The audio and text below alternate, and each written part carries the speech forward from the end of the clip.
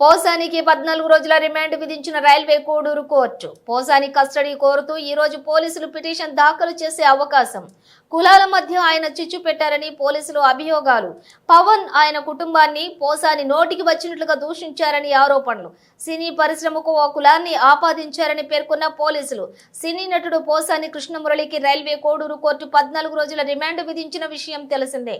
దీంతో కొద్దిసేపటి క్రితం పోలీసులు ఆయనను రాజంపేట సబ్ జైలుకు తరలించారు.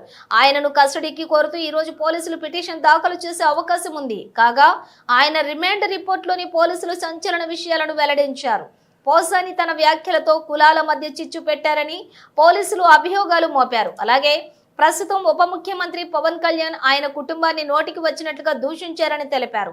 దీంతో పాటు సినీ పరిశ్రమకు ఓ కులాన్ని ఆపాదించారని పేర్కొన్నారు. నంది అవార్డుల కమిటీపై కులం పేరిట అసభ్యకర వ్యాఖ్యలు చేశారని, నారా లోకేష్ ను అసభ్య పదజాలంతో తిట్టారని వెల్లడించారు. అదేవిధంగా పోసానిపై ఇప్పటికే రాష్ట్ర వ్యాప్తంగా 14 కేసులు నమోదైనట్లు తెలిపారు. కాగా పోసాని కృష్ణమురళిని ఏపీ పోలీసులు బుధవారం నాడు హైదరాబాద్ లో అరెస్ట్ చేసిన విషయం తెలిసిందే.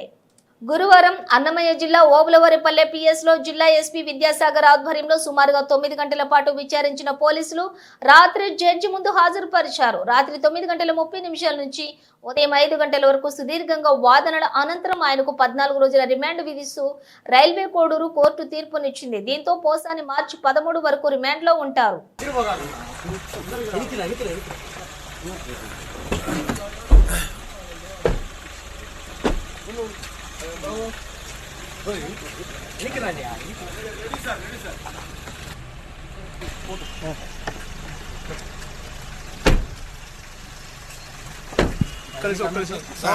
Sir 1 minute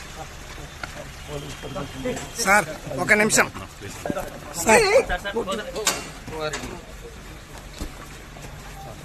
sir.